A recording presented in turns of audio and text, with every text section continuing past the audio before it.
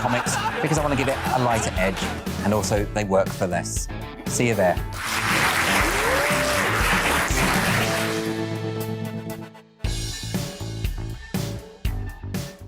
Join my show Farage, 7 p.m. till 8 p.m. Monday through Thursday, and there you will get opinion, analysis, debate, and I'll cover stories that nobody else dares to touch.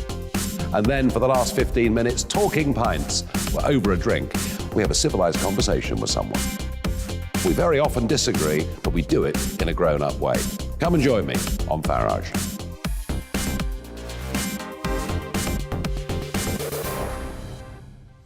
I'm Colin Brazier. I've reported from more than 70 countries around the world, covered wars from Afghanistan to Iraq, from Lebanon to the Balkans. I'm trying to bring that experience, that feel for events, to the studio. And something else. I'm ready to give an opinion. Today's stories with a spark. Brazier from 8 p.m. weekdays on GB News.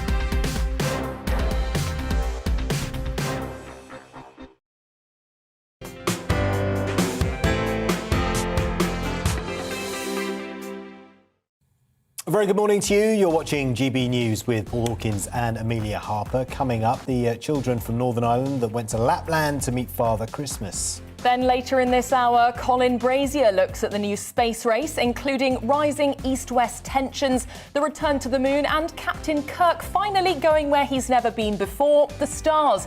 But first, it's the news.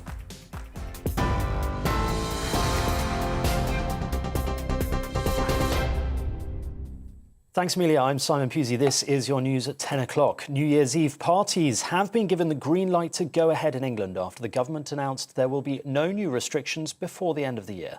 Hospitality bosses have welcomed the decision. However, the Health Secretary Sajid Javid is urging people to remain cautious during celebrations. He says the government won't hesitate to introduce further restrictions if necessary. Partygoers should also take a test before any gathering and stay outside where possible to minimise the chance of infection. Oncologist Professor Angus Dalgleish says the new variant is much less severe than previous strains. The reason it's so much more infectious is it passes to the nose, but it is 10 times less likely to go down to the chest. And it is that what causes the need to go to hospital if you get very short of breath, etc. You can basically get rid of it with a variety of mouthwashes, betadine, etc., soluble aspirin, pumping up vitamin D. Business leaders in England want increased government support for the hospitality sector after Omicron led to a sharp drop-off in trade in the run-up to Christmas. Although welcoming the lack of new COVID restrictions, British Chambers of Commerce President Baroness McGregor-Smith says it just won't go far enough. She is urging the government to extend the business rates relief and the emergency rate of VAT beyond the end of March and to bring back a focused furlough support scheme. Americans who catch coronavirus will now only need to isolate for 5 days. That's after US health officials cut restrictions from 10 days. At the end of the 5 days, if they have no symptoms, they can return to normal activities but must wear a mask. The Centre for Disease Control and Prevention says there was evidence people with COVID are most infectious in the 2 days before and 3 days after symptoms develop. The Home Secretary, Priti Patel, has ordered a review of the current rules surrounding crossbow ownership.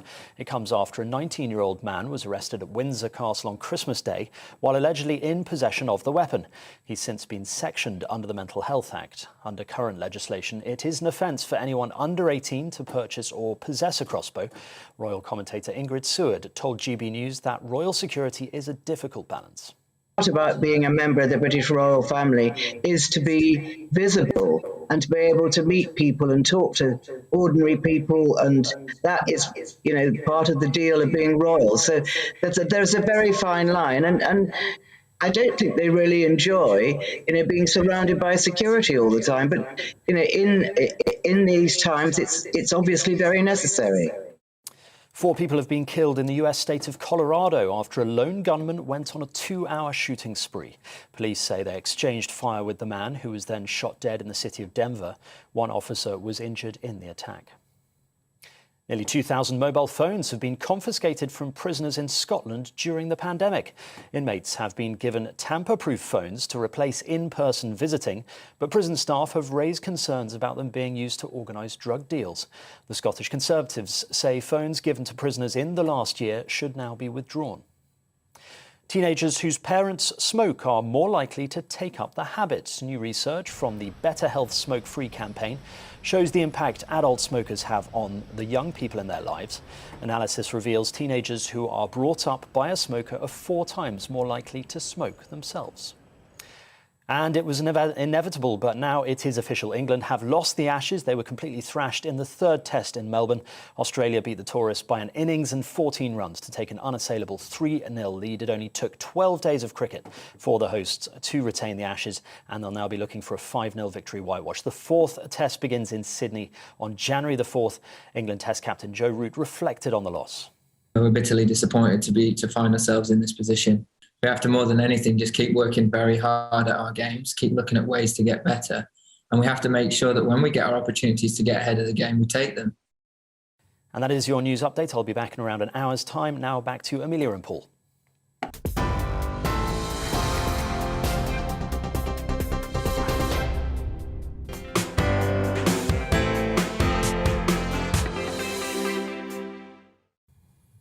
Thanks very much, Simon. It is just 6 minutes past 11 and we start with the news that there'll be no more COVID restrictions for England until the new year. This was after the Prime Minister was briefed on the impact that Christmas had had on COVID infections and on hospital pressures yesterday. But did the Prime Minister make the right decision? Our reporter Anna Riley has spoken to people in Yorkshire to get their views. Anna, what are people saying where you are? Good morning, Amelia and Paul. There's a lot of mixed opinion here in Yorkshire about the decision that's been made. That's obviously the government resisting calls to go as far as Scotland, Wales and Northern Ireland in reducing social mixing. Health Secretary Sajid Javid said people should remain cautious, and he urged those marking the start of 2022 to consider testing themselves and even celebrate outside, as well as the government generally encouraging people to get their booster jab or get their first or second jabs if they are eligible. And the decision comes after Boris Johnson has faced messages from his cabinet, from Tory backbenchers, asking him not to relax the rules, and calls from hospitality as well, crying out for their businesses to stay open to mark New Year's Eve. And this is what people in Hull had to say to me when I spoke to them about the government's restrictions. Let people enjoy it this year and then bring it in. But to bring it, it's going to affect a lot of businesses, obviously. A lot of people have already gone out of business where we used to go. So now we're having to shop elsewhere. So unfortunately that's going to affect people anyway, as we've seen over the last year. So yeah, I think it would be a good idea to bring it in because it's getting a little bit out of hand now again. Just get on with it and carry on how we are. Yeah, carry on how we are and just live with it. Like, it's not fair, is it? Like, we're going to be stuck with it for a long time and we haven't got a cure for it, so yeah. I just think he needs to decide what he's going to do and stop leaving us in the lurch right now. No one knows what we're doing, do we? And that's it. I think the COVID situation and all what's been done for us has been absolutely fabulous with our injections, our booster. But I still do believe that we still should be very, very careful. You know, I still think that people should still take care because we don't really know when this is going to finish. Or, you know, we've got to still look after each other and everybody else around us and just make sure that, fingers crossed, that it will get better. But for now, I'm still keeping my mask on because it's hiding me wrinkles as well. I think it's disgusting. I think you should get another lockdown now. Definitely. Because it's not get changing. They're not too bad. I think he's doing all right at the minute. Can't do much more, can he? So some people there commending the government for their actions so far, some people calling for more restrictions to be put in place, even one lady saying the lockdown there, and one lady there made me smile. She said she'll be keeping wearing her mask to keep her wrinkles covered for now. Yeah, listen, a really broad range of views there, Anna. Did anyone mention at all whether they would comply with any restrictions if they came in after the new year? Did anyone mention allegations of parties at number 10, or was it very much kind of what we've just seen?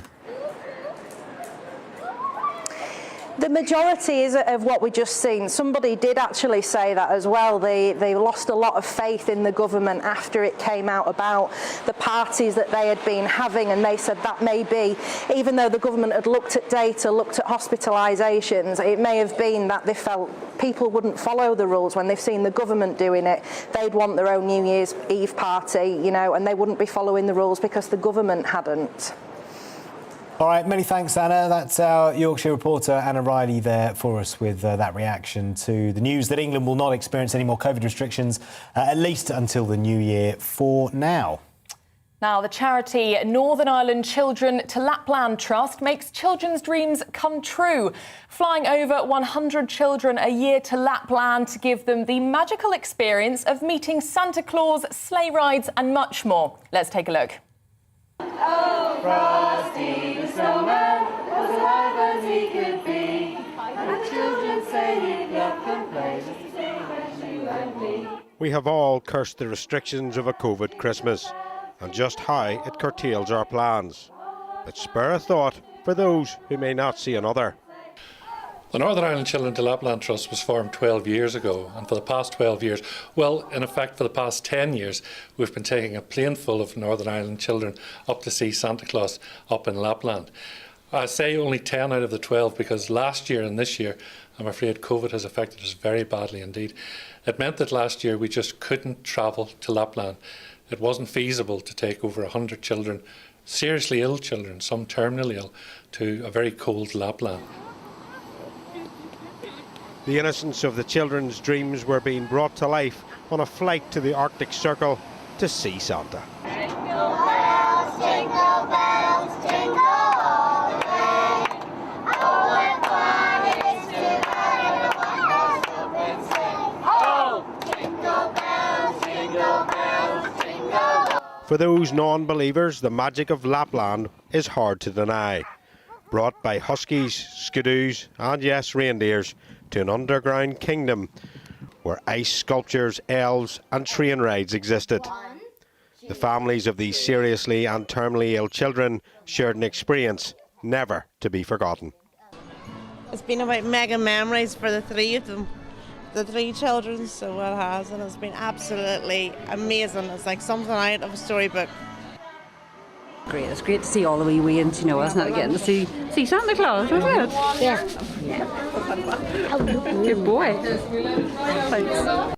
For the past 2 years, this charity has only been able to deliver presents to the children who have had a struggle that most of us couldn't even imagine. We got all the 110 kids that we were to bring. We got their names and addresses from all the health trusts, and we got them presents to the value of £200, and we distributed those to all the kids in their homes in the week before Christmas. We also got letters from Santa Claus and a video from Santa Claus individually to each of their homes. I wish I could relive this every day about again. Back in Lapland, there were gifts aplenty. The magic of the day and excitement in everyone's eyes was a gift that would never, ever fade.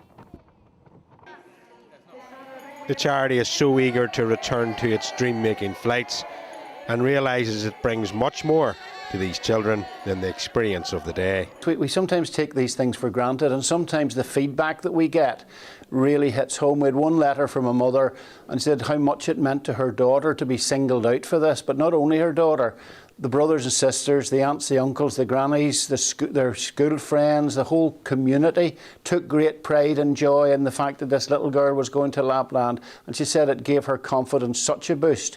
And we maybe sometimes don't recognise just how much of an impact it can make.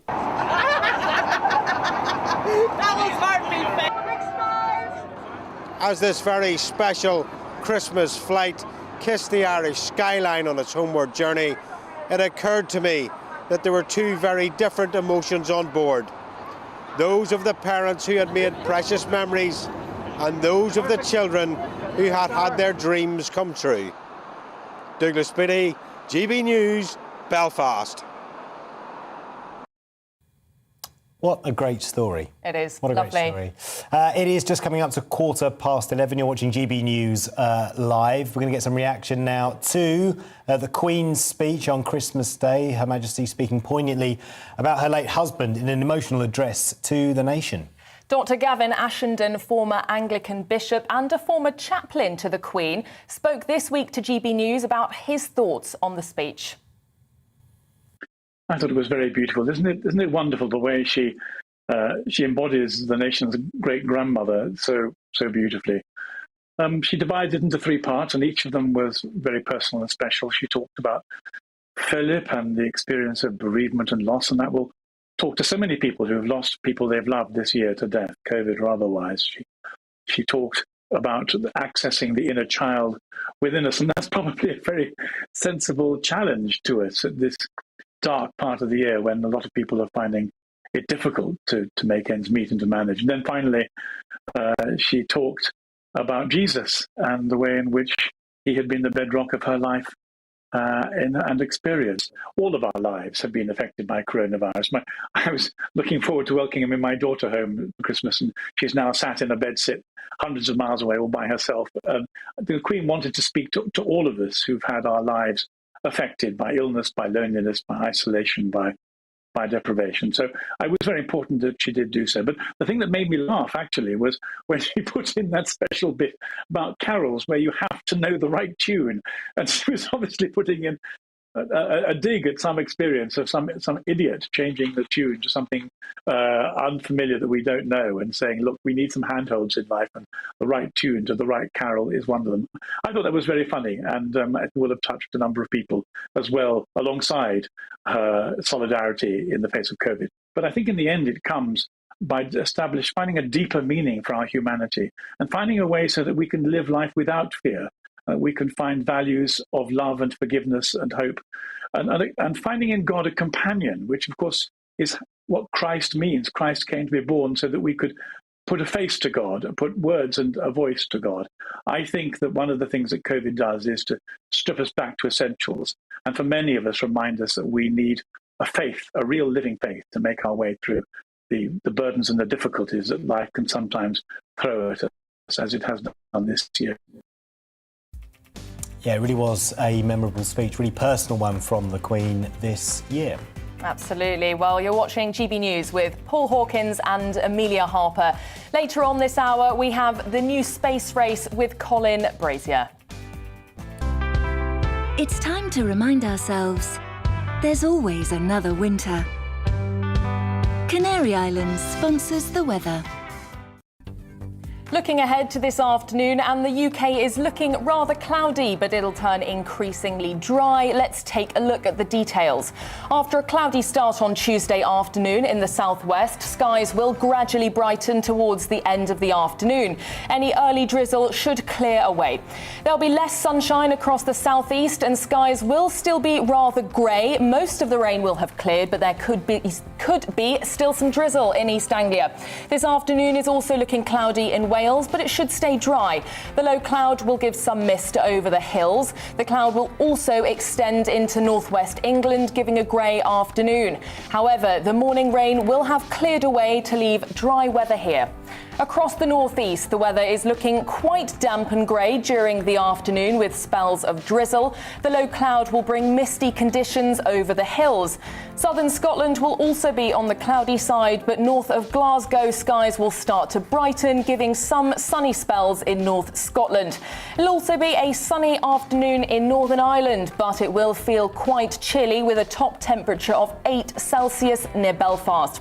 Rain and drizzle will clear the east of the UK this evening, and some clear spells will develop before further rain arrives in the southwest tonight. And that's how the weather is shaping up for the rest of the day. Canary Islands sponsors the weather.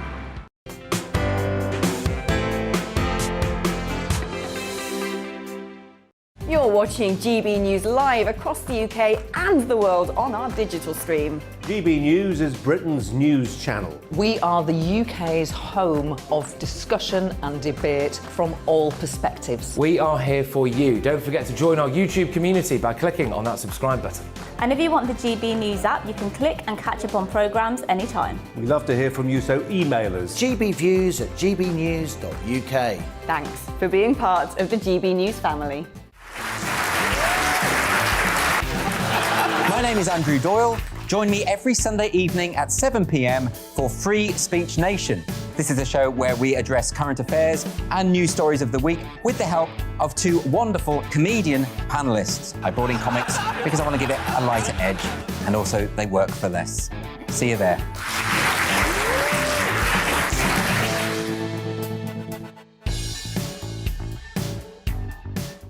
Join my show Farage, 7 p.m. till 8 p.m. Monday through Thursday, and there you will get opinion, analysis, debate, and I'll cover stories that nobody else dares to touch.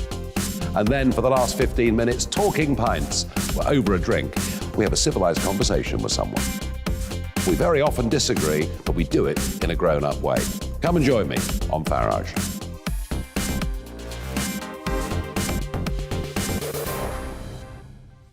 I'm Colin Brazier. I've reported from more than 70 countries around the world, covered wars from Afghanistan to Iraq, from Lebanon to the Balkans. I'm trying to bring that experience, that feel for events, to the studio. And something else. I'm ready to give an opinion. Today's stories with a spark. Brazier from 8 p.m. weekdays on GB News. Join us for Political Correction. We're here every Sunday to correct politics and put you, the people, back in charge. We talk about all areas of the United Kingdom, including Northern Ireland. Our debate goes